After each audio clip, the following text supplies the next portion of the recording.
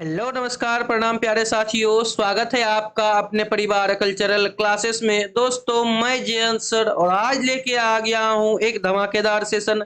इस धमाकेदार सेशन में आज हम लोग बात करने वाले हैं क्लास 10th के हिंदी का एक नया चैप्टर के बारे में। दोस्तों हिंदी के आज हम लोग जिस चैप्टर के बारे में बात करने वाले हैं उस चैप्टर का नाम है बहादुर, और आज हम लोग देखने वाले हैं बहादुर चैप्टर के वस्तुनिष्ठ प्रश्न को। ठीक दोस्तों, जो कि आपके आने वाले बोर्ड की परीक्षा के लिए बहुत ही ज्यादा महत्वपूर्ण होने वाला है। ठीक दोस्तों, तो चलिए अगर आप लोग जो है इस चैनल पर नए हैं तो चैनल को सब्सक्राइब करके बेल वाला आइकन प्रेस कर दीजिएगा और साथ ही साथ इस वीडियो को अपने दोस्तों के साथ शेयर कर दीजिएगा। ठीक दोस्तों, तो चलिए एक एक प्रश्न जो है आपके आने वाले बोर्ड की परीक्षा के लिए बहुत ही ज्यादा महत्वपूर्ण होने वाला है। तो चलिए प्रश्न को देखते हैं, और एक एक प्रश्न जो है आपके लिए बहुत ही ज्यादा महत्वपूर्ण तो है ही, साथ ही साथ जो है आप एक एक प्रश्न का उन उत्तर जो है आप कमेंट में बताने की कोशिश कीजिएगा, अन्यथा मैं आपको साथ ही साथ उसका आंसर बताते हुए चलूंगा। ठीक दोस्तों, टेंशन नहीं लेना है और एक एक चीज को आपको शानदार तरीके से बताने की प्रयास करूंगा। ठीक ना, चलिए आगे बढ़ते हैं, देखते हैं पहला प्रश्न जो कि आपके स्क्रीन पे साक्षात प्रस्तुत है। पहला प्रश्न कर रहा है कि मौत का नगर किस लेखक की कहानी संग्रह है। तो दोस्तों आप लोग सभी जानते हैं कि मौत का नगर जो यह कहानी संग्रह है, यह किस लेखक का है, तो यह अमरकांत जी का है। ठीक दोस्तों, और आप लोग जानते हैं कि बहादुर जो चैप्टर है यह कहानी है, और इस कहानी का जो लेखक है उस लेखक का नाम है अमरकांत। ठीक दोस्तों, समझ गए आप लोग। चलिए आगे बढ़ते हैं, देखते हैं दूसरा प्रश्न जो कि आपके स्क्रीन पे साक्षात प्रस्तुत है। तो दोस्तों दूसरा नंबर प्रश्न है, प्रश्न कह रहा है भैया कि अमरकांत को किस कहानी लेखन के लिए पुरस्कृत किया गया। तो दोस्तों हम आपको बता दें कि अमरकांत को जो है डिप्टी कलेक्टरी कहानी लेखन के लिए पुरस्कृत किया गया था। ठीक दोस्तों, समझ गए क्या कृति था किस कहानी पर, तो डिप्टी कलेक्टरी है कहानी है, और इसी कहानी पर अमरकांत जी को जो है क्या मिला था, पुरस्कृत किया गया था। ठीक दोस्तों, समझ गए आप लोग यहाँ तक शानदार तरीके से। चलिए प्रश्न को आगे बढ़ाते हैं, मिलते हैं तीसरा प्रश्न के साथ जो कि आपके स्क्रीन पर साक्षात प्रस्तुत है विकल्प के साथ। तो दोस्तों तीसरा प्रश्न है, प्रश्न कर रहा है कि बीच की दीवार किसकी रचना है। तो दोस्तों आप लोग सभी जानते हैं कि बीच की दीवार जो है अमरकांत जी की रचना है। ठीक ना, सभी जानते हैं ना। चलिए बहुत बढ़िया, आगे बढ़ते हैं, देखते हैं चौथा प्रश्न जो कि आपके स्क्रीन पर साक्षात प्रस्तुत है। तो दोस्तों एक बहुत ही प्यारा प्रश्न है और इस प्रश्न को आप बचपन से ही जानते हैं। प्रश्न है कि 9 2 11 होना मुहावरे का अर्थ क्या होता है। दोस्तों 9 2 11 होना भाग जाना। ठीक दोस्तों, ये तो सभी जानता है। ठीक ना, चलिए आगे बढ़ते हैं, मिलते हैं 5 नंबर प्रश्न के साथ जो कि आपके स्क्रीन पे साक्षात प्रस्तुत है। तो दोस्तों 5 नंबर का प्रश्न है, प्रश्न कह रहा है कि बहादुर तुमको अपनी माँ की याद आती है, ऐसा कौन पूछता है। तो दोस्तों निर्मला पूछता है, किशोर पूछता है, लेखक पूछता है, फिर या फिर इनमें से कोई नहीं पूछता है। तो दोस्तों हम आपको बताना चाहेंगे कि बहादुर तुमको अपनी माँ की याद आती है, ऐसा किसने पूछा था। तो दोस्तों ऐसा निर्मला पूछा था। ठीक दोस्तों, समझ गए आप लोग यहाँ तक शानदार तरीके से।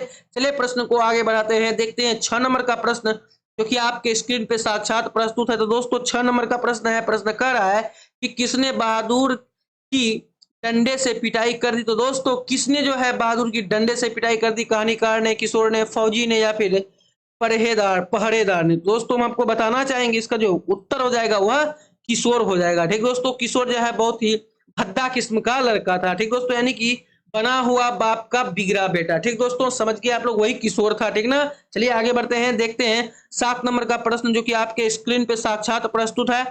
तो चलिए दोस्तों 7 नंबर का प्रश्न है, प्रश्न कर रहा है भैया क्या कर रहा है 7 नंबर का प्रश्न की नाश्ता पानी के बाद बातों की क्या छनने लगी। तो दोस्तों अब अगर आप कहानी पढ़े हैं तो आपको पता चलेगा कि नाश्ता पानी के बाद जो है बातों की जलेबी छनने लगती है। ठीक दोस्तों, समझ गए आप लोग। अगर कहीं भी दिक्कत हो तो कमेंट में जरूर से बताइएगा। ठीक ना, आपके द्वारा पूछा गया हर एक प्रश्न का उत्तर आपको शानदार तरीके से मिल जाएगा। ठीक ना, चलिए आगे बढ़ते हैं, देखते हैं 8 नंबर का प्रश्न जो कि आपके स्क्रीन पे साक्षात प्रस्तुत है विकल्प के साथ। तो चलिए 8 नंबर का प्रश्न है, प्रश्न कर रहा है कि बहादुर शीर्षक कहानी के कहानीकार है। तो दोस्तों यहाँ से दो प्रश्न शानदार तरीके से उभर के आया कि बहादुर शीर्षक कहानी के कहानीकार कौन है। तो दोस्तों पहला प्रश्न तो यह हो गया, और दूसरा प्रश्न यह हुआ कि बहादुर जो है यह एक कहानी है। ठीक दोस्तों, समझ गए आप लोग, शानदार तरीके से समझ में आया। यहाँ से दूसरा 2 प्रश्न हम लोग कैसे बना चुके शानदार तरीके से, आप लोग भी प्रयास कीजिएगा। ठीक ना, तो चलिए हम आपको बता दें बहादुर शीर्षक कहानी के कहानीकार अमरकांत जी के हैं। ठीक दोस्तों, आप लोग सभी जानते हैं। चलिए आगे बढ़ते हैं, देखते हैं 9 नंबर का प्रश्न जो कि आपके स्क्रीन पे साक्षात प्रस्तुत है। तो दोस्तों 9 नंबर का प्रश्न है, प्रश्न कर रहा है भैया क्या कर रहा है, प्रश्न कि निर्मला कौन थी। तो दोस्तों कहानीकार की पत्नी का नाम निर्मला थी। ठीक दोस्तों, समझ गए आप लोग। चलिए आगे बढ़ते हैं, मिलते हैं 10 नंबर प्रश्न के साथ जो कि आपके स्क्रीन पे साक्षात प्रस्तुत है विकल्प के साथ। तो दोस्तों 10 नंबर का प्रश्न है, प्रश्न कर रहा है कि बहादुर कहाँ भाग कर आया था। तो दोस्तों बहादुर जो है नेपाल भाग कर आ गया था। ठीक, समझ गए आप लोग यहाँ तक शानदार तरीके से। बहादुर कहाँ भाग के आया था? नेपाल भाग के आया था। ठीक दोस्तों, समझ गए। चलिए आगे बढ़ते हैं, देखते हैं 10 के बाद 11 नंबर का प्रश्न जो कि आपके स्क्रीन पे साक्षात प्रस्तुत है। तो दोस्तों 11 नंबर का प्रश्न है, प्रश्न कर रहा है कि कहानीकार के लड़के के क्या नाम था। तो दोस्तों कहानीकार के लड़के का जो नाम था, क्या नाम था? किशोर नाम था। ठीक दोस्तों, समझ गए आप लोग। कहानीकार के लड़के का क्या नाम था? किशोर नाम था। ठीक ना, समझ गए आप लोग। चलिए आगे बढ़ते हैं, देखते हैं 12 नंबर का प्रश्न जो कि आपके स्क्रीन पे साक्षात प्रस्तुत है विकल्प के साथ। तो दोस्तों 12 नंबर का प्रश्न है, प्रश्न कर रहा है कि बहादुर कौन था? कहानी का चपरासी, कहानीकार का चपरासी, या फिर पहरेदार, या फिर नौकर, या फिर फौजी। तो दोस्तों आप लोग सभी जानते हैं कि बहादुर जो था वह नौकर था। ठीक दोस्तों, समझ गए आप लोग। चलिए आगे बढ़ते हैं, देखते हैं 13 नंबर का प्रश्न जो कि आपके स्क्रीन पे साक्षात प्रस्तुत है विकल्प के साथ। तो दोस्तों 13 नंबर का प्रश्न है, प्रश्न कर रहा है कि अमरकांत जी ने स्वाधीनता संग्राम में कब भाग लिया। तो दोस्तों हम आपको बताना चाहेंगे कि अमरकांत जी ने स्वाधीनता संग्राम में कब भाग लिया। तो दोस्तों हम जो है आंसर बताने से पहले अगर आप लोग इस प्रश्न का उत्तर जानते हैं तो फटाफट से कमेंट में बताने की कोशिश कीजिएगा, अन्यथा मैं जो है आपको यहाँ पे शानदार तरीके से बताऊंगा कि अमरकांत जी ने स्वाधीनता संग्राम में भाग कब लिया था। तो दोस्तों अमरकांत जी ने स्वाधीनता संग्राम में जो भाग लिया था 1942 ईस्वी में लिया था। ठीक दोस्तों, समझ गए आप लोग यहाँ तक शानदार तरीके से, कोई भी दिक्कत नहीं होना चाहिए मेरे ख्याल से। चलिए आगे बढ़ते हैं, मिलते हैं 14 नंबर प्रश्न के साथ जो कि आपके स्क्रीन पे साक्षात प्रस्तुत है विकल्प के साथ। तो चलिए दोस्तों 14 नंबर का प्रश्न है, प्रश्न कर रहा है कि बहादुर अपने घर से क्यों भाग गया था। तो दोस्तों हम हमको बताना चाहेंगे कि बहादुर जो अपने घर से भागा था वह माँ की मार के कारण भागा था। ठीक दोस्तों, उस पर बहुत मार पड़ता था बेचारे को। ठीक ना, एक बार भैंस चराने गया, भैंस चराने के लिए गया बहादुर। ठीक ना, तो क्या हुआ कि भैंस को उन्होंने मार दिया। सिर्फ उसकी माँ जो है यह कल्पना करके बहादुर को पीट डाला। क्यों पीट डाला? कि इन्होंने भैंस को कैसे मारा, किस तरीके से मारा होगा, इसको कितना दर्द हुआ होगा। क्योंकि बहादुर की जो माँ है वह बहुत प्यार करती थी अपना भैंसिया से। ठीक ना, इसी कारण उसको जो मार पड़ा भैंसिया को, भैंसिया मार के कारण वो दौड़ के घर चलाई। ठीक ना, और माँ को जब पता चला कि इसके ऊपर मार पड़ी है तो उसकी माँ का दिमाग ठनका और बहादुर को लगा मारने। एकदम सिर्फ कल्पना ही करके सोचते सोचते इतना मार मारा बहादुर को कि उसका हालत खराब हो गया। ठीक दोस्तों, बहुत इंटरेस्टिंग कहानी, अगर आप लोग नहीं पढ़े तो पढ़िए शानदार तरीके से और एंजॉय कीजिए। चलिए आगे बढ़ते हैं और देखते हैं 15 नंबर का प्रश्न जो कि आपके स्क्रीन पे साक्षात प्रस्तुत है। तो दोस्तों 15 नंबर का प्रश्न है, प्रश्न कर रहा है भैया, क्या कर रहा है प्रश्न कि रिश्तेदार की पत्नी के कितने रुपए खो गए थे। तो दोस्तों हम आपको बताना चाहेंगे कि रिश्तेदार की पत्नी के जो है मात्र 20 रुपए खो गए थे। कितने रुपए खो गए थे? 20 रुपए खो गए थे? नहीं, 11 रुपए खो गए थे। ठीक दोस्तों, समझ गए आप लोग। कितने रुपए खो गए थे? 11 रुपए खो गए थे। ठीक, समझ गए आप लोग। चलिए आगे बढ़ते हैं, देखते हैं। अब आपको पूछा जाएगा यहाँ से दूसरा प्रश्न कि 11 रुपए बहादुर कहानी शीर्षक में किसका खोया था। तो रिश्तेदार की पत्नी का खोया था। ठीक दोस्तों, समझ गए, याद रखिएगा, बहुत महत्वपूर्ण है। चलिए आगे बढ़ते हैं, देखते हैं 16 नंबर का प्रश्न जो कि आपके स्क्रीन पे साक्षात प्रस्तुत है। तो दोस्तों 16 नंबर का प्रश्न है, प्रश्न कर रहा है कि रुपए खोने का प्रपंच किसने रचा था। तो दोस्तों हम आपको बताना चाहेंगे कि ये जो रुपए खोया था यह खोया नहीं था, बात यह जो है नाटक चल रहा था उस टाइम की, नहीं चलो इसको जो है सबक सिखाने के लिए ऐसा किया जाए। ठीक दोस्तों, तो चलिए आप लोग बताइए कि रुपए खोने का प्रपंच किसने रचा था। ठीक, अगर आप लोग जानते हैं इस प्रश्न का उत्तर तो फटाफट से कमेंट में बताने की कोशिश कीजिएगा, अन्यथा मैं आपको बताऊंगा कि रुपए खोने का जो प्रपंच रचा था कहानीकार के रिश्तेदार ने रचा था। ठीक दोस्तों, समझ गए आप लोग, क्योंकि जो पैसा जो खोया था वह किसका खोया था? कहानीकार के रिश्तेदार का ही खोया था। ठीक ना, इसलिए जो है यहाँ पे कहानी या सॉरी यार, रुपए खोने का जो प्रपंच रचा था कहानीकार के रिश्तेदार ने ही रचा था। ठीक दोस्तों, समझ गए आप लोग। चलिए आगे बढ़ते हैं, देखते हैं 17 नंबर का प्रश्न जो कि आपके स्क्रीन पे साक्षात प्रस्तुत है विकल्प के साथ। तो दोस्तों 17 नंबर का विकल्प है, प्रश्न है 17 नंबर का प्रश्न क्या कह रहा है कि जहां प्रतिष्ठा नहीं वहां क्या रहना, यह बात किसके मन में उत्पन्न हुई। तो दोस्तों हम आपको बताना चाहेंगे कि जहां प्रतिष्ठा नहीं वहां क्या रहना।